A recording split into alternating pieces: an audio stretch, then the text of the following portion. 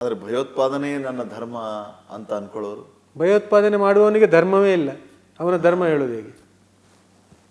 ಯಾರು ಭಯೋತ್ಪಾದನೆ ಹುಟ್ಟು ಹಾಕ್ತಾನೆ ಅವನಿಗೆ ಧರ್ಮವೇ ಇಲ್ಲ, ಧರ್ಮದ ವ್ಯಾಖ್ಯಾನವೇ ಅಲ್ಲ ಅದು ಭಯೋತ್ಪಾದನೆ ಹೇಳುವಂಥದ್ದು. ನನ್ನ ಧರ್ಮ ಹೇಳಿದ್ರೆ ಅವನಿಗೆ ಧರ್ಮ ಇಲ್ಲ ಅಂತ ಅರ್ಥ. ಭಯೋತ್ಪಾದನೆ ಅವನ ಧರ್ಮ. ಯಾವ ಧರ್ಮವೂ ಕೂಡ ಭಯೋತ್ಪಾದನೆ ಕಲಿಸೇ ಇಲ್ಲ, ಯಾವ ಧರ್ಮವೂ ಕೂಡ ಕಲಿಸಿಲ್ಲ. ಇದು ಭಯೋತ್ಪಾದನೆ ಎಲ್ಲಿಯವರೆಗೆ ಕಂಟಕ ನೋಡಿ ನೀವು. ಉದಾಹರಣೆಗೆ ಈ ನಮ್ಮ ಕಡೆ ಈ ಕರಾವಳಿಯಲ್ಲಿ ಹೆಚ್ಚಾಗಿ ಸ್ವಲ್ಪ ಫಾರಿನ್ ಹೋಗುವಂಥ ಗೀಳಿದೆ. ಅದು ಎಷ್ಟು ಸಂಪಾದನೆ ಮಾಡ್ತಾರೆ ಏನು ಅದು ಬೇರೆ ವಿಷಯ. ಈ ಫಾರಿನ್ ಹೋದರೆ ಮನೆಯಲ್ಲಿ ಮಕ್ಕಳು ತಾಯಿಯ ಮಾತು ಕೇಳೋದಿಲ್ಲ. ತಾಯಿಯ ಮೇಲೆ ಯಾವಾಗಲೂ ಮಕ್ಕಳಿಗೆ ಪ್ರೀತಿ ಅಭಿಮಾನ ಜಾಸ್ತಿ. ಭಯ ಪಡೋದಂದರೆ ತಂದೆಗೆ. ಅದಕ್ಕೆ ಸೈನ್ಸಲ್ಲಿ ಒಂದು ಕಡೆ ಬರ್ತದೆ, ತಂದೆ ಮಕ್ಕಳಿಗೆ ಹೊಡಿಬಾರ್ದು ಅಂತ. ಅವ ಕಣ್ಣು ಬಿಟ್ಟರೆ ಸಾಕು ಅದು ಹೊಡೆತಕ್ಕಿಂತ ಜಾಸ್ತಿ ಅಂತ. ಸನ್ನೆ, ಹೌದು, ಸನ್ನೆ ಅವನದ್ದು ಅದು ಹೊಡೆತಕ್ಕಿಂತ ಜಾಸ್ತಿ ತೀಕ್ಷ್ಣವಾಗಿರ್ತದೆ ಅಂತ. ಮತ್ತು ಅವನ ಒಂದು ಮಾತು ಹೇಳುವಂಥದ್ದು ಅದು ಅವನಿಗೆ ತಿಳಿದು ಬರ್ತದೆ, ಪೆಟ್ಟಿನಗಿಂತ ಜಾಸ್ತಿ ಅದರಲ್ಲಿ ನೋವಿದೆ ಅಂತೇಳಿ ಅವನ ಮಾತಿನ. ಸೊ ಹೊಡಿಬಾರ್ದು ಅಂತ. ಈ ತಾಯಿ ಮಕ್ಕಳನ್ನು ಸುಧಾರಿಸಲಿಕ್ಕೆ ಏನು ಮಾಡೋದಂದರೆ, ತಪ್ಪು ಮಾಡಿದೆಯಲ್ಲ ನಿನ್ನ ಪಪ್ಪ ಬರಲಿ ಹೇಳಿಕೊಡ್ತೇನೆ ನೋಡು ಅಂತ. ಇದು ತಾಯಿ ಮಗುವಿನಲ್ಲಿ ಹುಟ್ಟಿಸುವ ಭಯೋತ್ಪಾದನೆ. ಅದರ ಪರಿಣಾಮ ಏನು ಅಂದರೆ, ತಂದೆ ಮನೆಗೆ ಬಂದರೆ ಮಗು ತಂದೆ ಹತ್ರ ಹೋಗೋದಿಲ್ಲ. ಅವ ಪಾಪ 1 ವರ್ಷಕ್ಕೋ 2 ವರ್ಷಕ್ಕೋ 3 ವರ್ಷಕ್ಕೋ ಒಮ್ಮೆ ಬರ್ತಾನೆ. ಈ ಮಗು ಅವನ ಹತ್ರ ಹೋಗೋದಿಲ್ಲ, ಅವ ಮಗುವನ್ನು ಹುಡುಕಿಕೊಂಡು ಹೋಗ್ಬೇಕು. ಆವಾಗ ಈ ಮಗು ಓಡುವುದೆಲ್ಲಿ ಗೊತ್ತಾ? ತಾಯಿಯ ಸೆರಗನ್ನು ಹುಡುಕಿಕೊಂಡು ಹೋಗು. ಯಾಕೆ ಅಂದರೆ ಅದು ಭಯೋತ್ಪಾದನೆ ಮಾಡಿ ಇಟ್ಟಿದ್ದಾಳೆ ಅವಳು. ತಂದೆ ಬರಲಿ ನಿನಗೆ ಬುದ್ಧಿ ಕಲಿಸ್ತೇನೆ ಅಂತ. ಇದೇ ಭಯೋತ್ಪಾದನೆ ಅಂದರೆ. ಟೀಚರ್ ಕೈಯಲ್ಲಿ ಒಂದು ಬೆತ್ತ ಇರ್ತಿತ್ತು, ಈಗ ಇಲ್ಲಲ್ಲ. ಈಗ ಆಡು ಕಲಿ ಅಲ್ಲ, ಈಗ ಆಡು ಕಲಿ. ಈಗಿನ ನಮ್ಮ ಸ್ಲೋಗನ್ ನಲಿ ಕಲಿ ಅಂತ. ಮೊದಲೆಲ್ಲ ಏನಂದರೆ ಒಂದು ಬೆತ್ತ. ನಮ್ಮ 4ನೇ ಸ್ಟ್ಯಾಂಡರ್ಡ್ನಲ್ಲಿ ಮಾಸ್ಟರ್ ಇದ್ರು, ಹೌದು, ಹೊಡಿಸ್ಕೊಂಡು ಕಲಿ. ಅವರು ನಾಗಪ್ಪ ಮಾಸ್ಟ್ರು ಅಂತ. ಅವರ ಕ್ಲಾಸು 4ನೇ ಕ್ಲಾಸ್. ಅವರ ಐಡೆಂಟಿಟಿ ಏನಂದರೆ ಅವ್ರ ಹತ್ರ ಒಂದು ನಾಗಬೆತ್ತ. ನಾಗಪ್ಪ ಮಾಸ್ಟ್ರು 4ನೇ ಕ್ಲಾಸ್ ನಾಗಬೆತ್ತ. ನಾವೆಲ್ಲರೂ ಕೂಡ ಅದನ್ನು ನೆನಪು ಮಾಡಿ ಇಟ್ಕೊಳ್ಳುವವರು. ಆ ಬೆತ್ತ ಎತ್ತಿದ ಕೂಡಲೇ ನಮಗೆ ಭಯ. ಅವ್ರು ಹೊಡಿಬೇಕಾಗಿಲ್ಲ, ಅದು ಈಗ ಎತ್ತಿದ ಕೂಡಲೇ ನಮಗೆ ಭಯ. ಇದು ಭಯೋತ್ಪಾದನೆ. ಭಯೋತ್ಪಾದನೆ ಸ್ಯಾಂಪಲ್ಗಳಿದೆ. ಇದನ್ನೇ ದೊಡ್ಡ ಮಟ್ಟದಲ್ಲಿ ಭಯೋತ್ಪಾದನೆ ನನ್ನ ಧರ್ಮ ಅಂತ. ಧರ್ಮ ಇದ್ದಲ್ಲಿ ಭಯೋತ್ಪಾದನೆ ಇಲ್ಲ, ಭಯೋತ್ಪಾದನೆಯಿಂದಲ್ಲಿ ಧರ್ಮ ಇಲ್ಲ.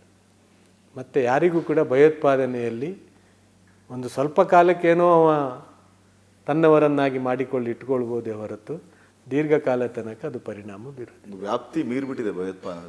ಧರ್ಮಗಳ ಮಧ್ಯೆ ಭಯೋತ್ಪಾದನೆ, ಗಡಿಯಲ್ಲಿ ಭಯೋತ್ಪಾದನೆ, ಇತಿಮಿತಿನೇ ಇಲ್ಲ. ಅದು ಆ ರೀತಿಯ ಭಯೋತ್ಪಾದನೆಯು ಯಾವ ರೀತಿ ನೋಡ್ತಾರೆ? ಇಲ್ಲ, ಅದು ಇರಬಾರ್ದು. ಧರ್ಮಕ್ಕೂ ಅದಕ್ಕೆ ಸಂಬಂಧ ಇಲ್ಲ ಅಷ್ಟೇ. ಧರ್ಮಕ್ಕೂ ಭಯೋತ್ಪಾದನೆಗೂ ಸಂಬಂಧ ಇಲ್ಲ. ಬಟ್ ಇದೇ ನನ್ನ ಧರ್ಮ ಅಂತಾರೆ ಅವರು. ಇಲ್ಲ, ಅವರಿಗೆ ಧರ್ಮವೇ ಇಲ್ಲ, ಧರ್ಮವೇ ಇಲ್ಲ ಅವರಿಗೆ. ಅದು ಯಾರೇ ಬೇಕಾದರೂ ಹೇಳಿ ಅವರಿಗೆ ಧರ್ಮ ಇಲ್ಲ.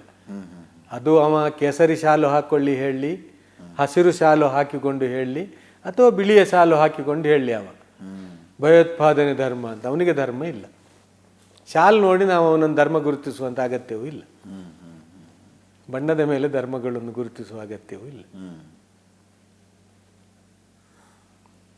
ಹಾಗಿದ್ರೆ ಅದನ್ನ ಪ್ರೋತ್ಸಾಹಿಸಲೂಬಾರ್ದು, ಇಲ್ಲ ಅದ್ರ ಬಗ್ಗೆ ಮಾತಾಡಲೂಬಾರ್ದು. ಅದನ್ನು ಮುಗಿಸ್ಬೇಕು. ಅದನ್ನು ಅದು ಬೆಳಿಬಾರ್ದು ಧರ್ಮ. ಇದು ಭಯೋತ್ಪಾದನೆ. ಭಯ ಎಲ್ಲಿ ಮನೆಯಲ್ಲಿಯೂ ಕೂಡ ಇರಬಾರ್ದು. ಮನೆಯೂ ಕೂಡ ತಂದೆ ಬರುವಾಗ ಮಕ್ಕಳು ಹೆದರಿ ಓಡುವಂತಹ ಗಾಂಭೀರ್ಯತೆ ತಂದೆಗೂ ಕೂಡ ಇರಬಾರ್ದು ಮನೆಯಲ್ಲಿ. ಅದಕ್ಕೆ ಪ್ರವಾದಿಗಳು ಹೇಳಿದ್ರು, ನೀವು ಮನೆ ಪ್ರವೇಶ ಮಾಡುವಾಗ ಮೊದಲು ಸಲಾಂ ಮಾಡಿ, ಅದರ ಮೇಲೆ ಹೆಂಡತಿಯನ್ನು ನೋಡಿ ಸ್ಮೈಲ್ ಮಾಡಿ, ಅದರ ನಂತರ ಹೆಂಡತಿಯ ಕೈ ಕುಲುಕಿ ಅಂತ. ಅಲ್ಲಿ ಆತ್ಮೀಯತೆ ಬೆಳೆಯುತ್ತೆ. ನೋಡಿ, ನಾನು ತಮಾಷೆಗೆ ಹೇಳ್ತೇನೆ ಭಾಷಣದಲ್ಲಿ, ನೀವು ಯಾರು ಕೂಡ ಪೊಲೀಸ್ ಆಫೀಸರ್ ಆಗಿ ಮನೆಗೆ ಹೋಗಬೇಡಿ ಅಂತ. ಯಾಕಂದರೆ ಪೊಲೀಸ್ ಆಫೀಸರ್ ಕೂಡ ಮನೆಗೆ ಹೋಗುವಾಗ ಪೊಲೀಸ್ ಆಗಿ ಹೋಗುವುದಿಲ್ಲ. ಸ್ಟೇಷನ್ನಲ್ಲಿ ಮಾತ್ರ ಪೊಲೀಸ್ಗಿರಿ ತೋರಿಸೋದು, ಅಥವಾ ಏನಾದರೂ ಗಲಾಟೆ ಗಲಭೆ ಆದರೆ ಅವರು ಪೊಲೀಸ್ಗಿರಿ ತೋರಿಸುವಂತ. ನೀವು ಪೊಲೀಸ್ಗಿರಿ ತೋರಿಸ್ತಾ ಮನೆಗೆ ಹೋಗಬೇಡಿ. ನೀವು ಒಂದೋ ತಂದೆಯಾಗಿ ಹೋಗಿ, ಒಂದೋ ಗಂಡನಾಗಿ ಮನೆಗೆ ಹೋಗಿ. ಪೊಲೀಸ್ ಆಫೀಸರ್ಸ್ ಕೂಡ ಹಾಗೆ ಹೋಗುದು ಮನೆಗೆ. ಮನೆಯ ವಾತಾವರಣ ತಿಳಿ ಮಾಡಬೇಕು, ಮನೆಯ ವಾತಾವರಣವನ್ನು ಸೌಹಾರ್ದಯುತ ಮಾಡಬೇಕು ಅಂತ ಹೇಳಿದರೆ ಮನೆಗೆ ಹೋಗುವಾಗ ಸಲಾಂ ಬೇಕು, ಅವರ ಆರೋಗ್ಯ ವಿಚಾರಣೆ ಮಾಡಬೇಕು, ಅವರ ಸಂಕಷ್ಟ ವಿಚಾರಣೆ ಮಾಡಬೇಕು, ಸ್ಮೈಲ್ ಮಾಡಬೇಕು ಅಂತ. ಸ್ಮೈಲಿಗೆ ಒಂದು ದೊಡ್ಡ ಆಕರ್ಷಣೆ ಇದೆ. BM ಹೆಗ್ಗಡೆ ಅವರು ಹೇಳ್ತಾರೆ, ನೀವು ವಾಕಿಂಗ್ ಮಾಡುವಾಗ ಬೇರೆಯವರನ್ನು ನೋಡಿ ಸ್ಮೈಲ್ ಮಾಡಿ ಅಂತ. ನಿಮಗೆ ವಾಕಿಂಗಿಂತ ಜಾಸ್ತಿ ಪ್ರಯೋಜನ ನಿಮ್ಮ ಸ್ಮೈಲಲ್ಲಿ ಇದೆ ಅಂತ. ನಾವೇನು ಮಾಡಿದ್ದೇವೆ, ನಾವು ಸ್ಮೈಲ್ ಬಿಟ್ಟಿದ್ದೇವೆ. ನಾವು ಮುಖ ಗಂಟು ಕಟ್ಟಿ ಇಟ್ಕೊಂಡ್ರೆ, ಸ್ವಲ್ಪ ಸಿಟ್ಟು ಮಾಡಿದರೆ ಎದುರಿನವ ಹೆದರಿ ಬಿಡ್ತಾನೆ ಅಂತ ನೀವು ಹೇಳಿದಾಗೆ, ಅವನಲ್ಲಿ ಭಯ ಉತ್ಪಾದನೆ ಆಗಿಬಿಡ್ತದೆ ಅಂತೇಳಿ. ಅಲ್ಲ, ಮನುಷ್ಯ ನಿಮ್ಮ ಹತ್ತಿರ ಬರುವುದು ನಿಮ್ಮ ಕೋಮಲ ಹೃದಯದಿಂದ ಮತ್ತು ಸ್ಮೈಲಿಂದ. ಸ್ಮೈಲಿಗೊಂದು ದೊಡ್ಡ ಶಕ್ತಿ ಇದೆ, ಅದನ್ನು ನಾವು ಗೆಲ್ಲಬೇಕು. ಸ್ಮೈಲ್ನಿಂದ ಜನರನ್ನು ಗೆಲ್ಲಬೇಕು ನಾವು. ಪ್ರವಾದಿಗಳು ಹೇಳ್ತಾರೆ, ಒಂದು ಸ್ಮೈಲ್ ಹೇಳುವಂಥದ್ದು ಒಂದು ದಾನ ಅಂತ, ಒಂದು ಉಡುಗೊರೆ ಅಂತ. ಸ್ಮೈಲ್ ಮಾಡೋದು ಕಲಿಬೇಕು. ಮನೆಯ ವಾತಾವರಣ ತಿಳಿಗೊಳಿಸಿ ಇಟ್ಕೊಳ್ಬೇಕು. ಮಕ್ಕಳು ತಂದೆ ಬರುವಾಗ ಓಡಿ ಒಳಗೆ ಹೋಗಿ ಅವಿತು ಕೂತ್ಕೊಳ್ಳೋದಲ್ಲ, ಅವರು ತಂದೆಯನ್ನು ಬಂದು ಅಪ್ಪಿಕೊಳ್ಬೇಕು. ಪ್ರವಾದಿಗಳು ತನ್ನ ಸಂಗಾತಿಗಳಿಗೆ ಹೇಳ್ತಿದ್ರು, ನಾನು ಬರುವಾಗ ನನ್ನ ಗೌರವಾರ್ಥ ನೀವು ಎದ್ದು ನಿಲ್ಬಾರ್ದು ಅಂತ. ನಾನದನ್ನು ಸರಿ ಅಂತ ಕಾಣುವುದಿಲ್ಲ, ನನಗೆ ಅದು ಬಯಕೆ ಇಲ್ಲ, ಹಾಗೆ ನೀವು ಎದ್ದು ನಿಲ್ಲುವುದು ನನಗೆ ಬಯಕೆ ಇಲ್ಲ ಅಂತ.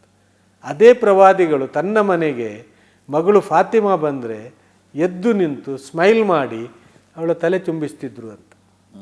ನಾವಿವತ್ತು ಮಕ್ಕಳಿಗೆ ಎಷ್ಟು ಚುಂಬಿಸ್ತೇವೆ? ನಮ್ಮ ಮನೆಯ ವಾತಾವರಣ ಹೇಳ್ತೇವೆ, ನಾವು ನಮ್ಮ ಮಕ್ಕಳನ್ನು ಎಷ್ಟು ಪ್ರೀತಿ ಮಾಡ್ತೇವೆ? ನಮ್ಮ ಮಕ್ಕಳನ್ನು ನಾವು ಪ್ರೀತಿ ಮಾಡೋದಿಲ್ಲ ಅಂದರೆ ಯಾರು ಪ್ರೀತಿ ಮಾಡೋದು?